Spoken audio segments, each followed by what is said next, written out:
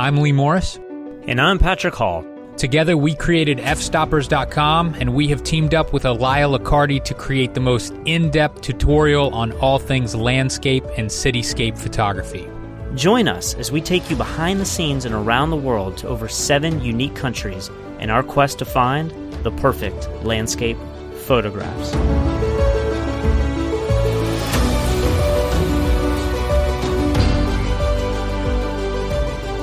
In this episode, we face a rainy departure to New Zealand. Elia is stalked by a mysterious animal at night, and we photograph one of the most beautiful locations in the entire tutorial.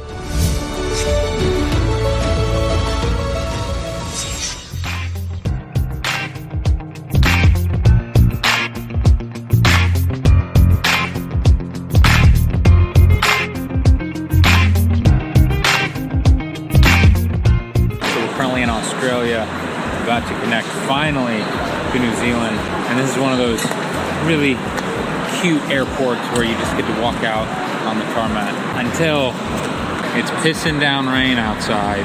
Shoes are good. My shoes are good. Dude, my shoes are made of like cloth. It's like ShamWow material.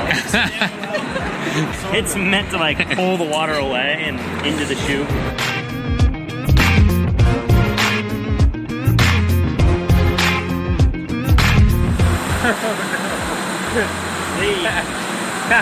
I'm already getting soaking wet.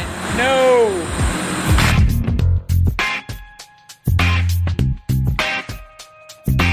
I guess it's my turn now.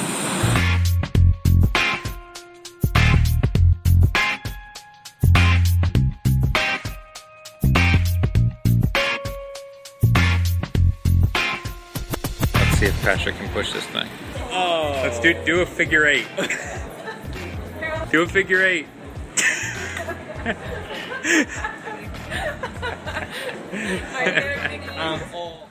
So this is our first day in New Zealand, and you guys may have realized that my beard is quite a bit longer, and that's because we are filming this tutorial and project completely out of order. We did start in Iceland, but we're actually filming 2 separate individual tutorials, one on landscape photography and one on cityscape photography. So we started the landscape photography tutorial in Iceland. We traveled all through Europe and Asia, hitting a bunch of different locations, and now we're in New Zealand to finish up both tutorials at the exact same time. So we just signed the paperwork for the rental car. It was 4,000 Australian dollars. I think that's like over 3,000 US dollars for this van for less than a month. However, they gave us this. This is a competition. The best photo we upload to their website gets the rental car for free. So now we gotta win this. There's absolutely no reason that we should not win this. So this is the van that we got. The problem is, although it holds a lot of people, it's kind of all that it holds. Okay. So, a van you would expect the seats would lay down. I mean, generally. They look like they do. They look like they do, but that's, Or they lean back. They lean back, not. Well, they don't. They don't really even lean back. No, they don't. They just go forward. That's like the shittiest recline ever. Where are we right now? We're here in Christchurch. We're in Christchurch now, getting the rental car or van or whatever the hell it is, all squared away. And then today we drive into Arthur's Pass. We're actually staying in Arthur's Pass. After that, we drive up to the coast, and we go back and forth from Greymouth down. There's some amazing rocks that I can't pronounce correctly. I'm pretty sure. On the way to our first hotel, we decided to pull over on the side of the road and get some B-roll shots. We got some really nice shots with the drone. We were also able to do a little bit of hiking as well.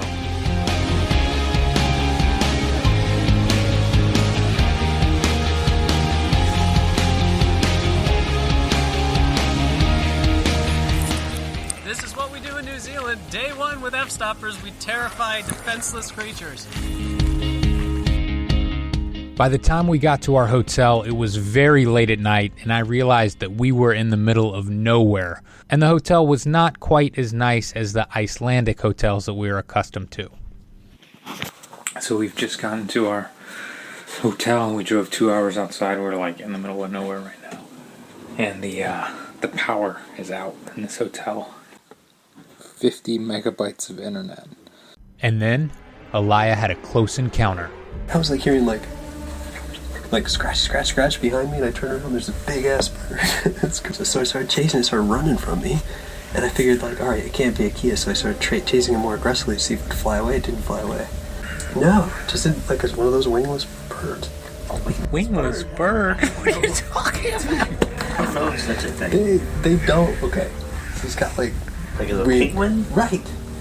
You just ran across Sasquatch or something. So Elia has gotten me out of bed to come chase a bird outside in the dark. He said a wingless bird with nubs for arms, and it's huge. Sounds like some sort of ghost to me. It's under the van. There he is. Yes. What is that?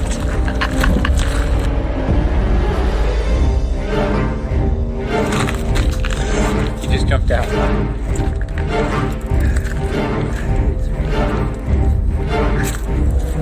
Why didn't he get him? Why doesn't he fly?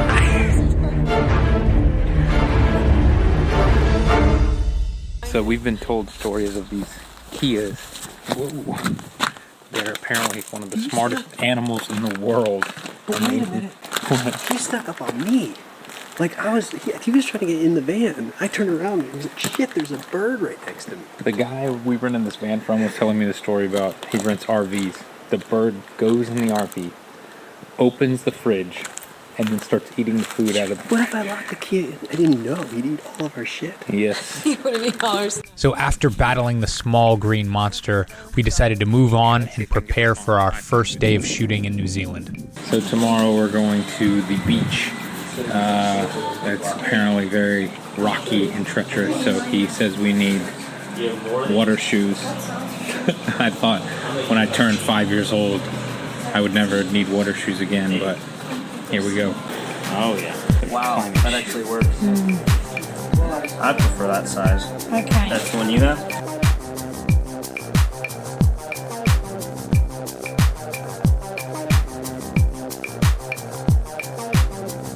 So we've just walked out here 1 or 2 miles, it wasn't too far. But here comes the rain. And we don't have any sort of protection at all from the rain. Found some shelter. Yeah. Everything we've been doing so far, like in Iceland, it was easy. We drive right in and then nothing was too difficult. So the day it snowed was just cold. But this is what we usually have to deal with everywhere we go to get shots, so. Yeah. All right, so the shot we need is out there on those little rocks right out there. It's really cool. There's starfish and mussels. The problem is as you can see, you got to go through the water. So I just went out there and went waist deep to get out there.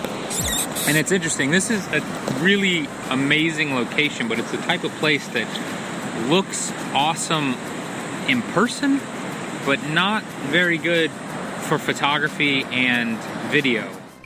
After a long hike in and a few hours of looking around, we finally decided to bail on this entire location. We knew that we were going to have to come back and time the sunrise with the perfect tide to get the shot that we wanted, and we realized it probably wasn't going to be possible. So this shot and this location never actually made it to the tutorial. Should have worn shorts. This is not a day to wear jeans.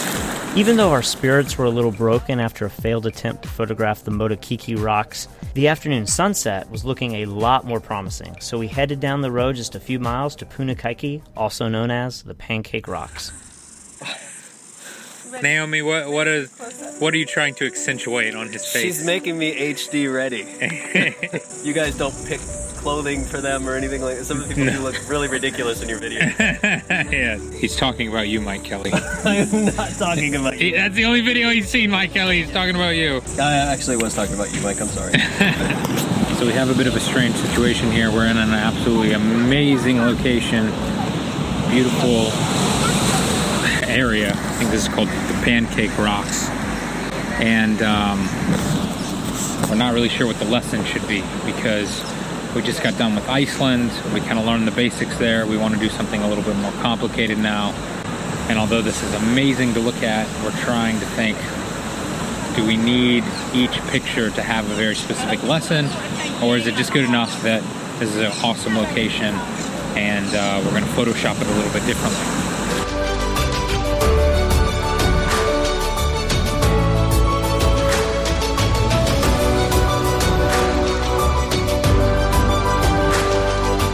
This lesson ended up being one of the most frantic to film because we kept changing our direction over and over and over again, and the sun was setting so quickly.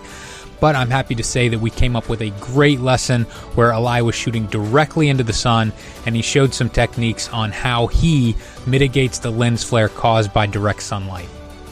We tried to refilm the entire segment, change the lesson, and I don't know what his pictures look like yet, but the behind the scenes stuff, the stuff that I was shooting with my camera of him, it looks amazing. And I'm shooting 9 bracketed exposures, so I'm going to do my 9 right now.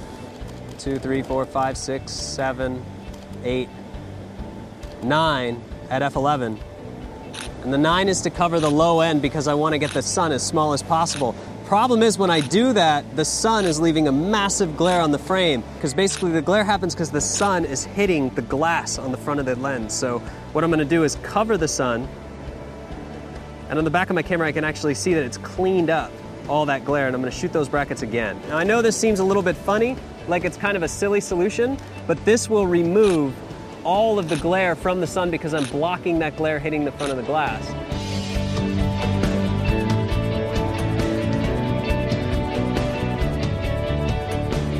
After failing miserably with our morning shoot, we were really excited to have an incredible sunset. The footage we were able to capture was just unbelievable, and Eli was able to teach a very unique lesson.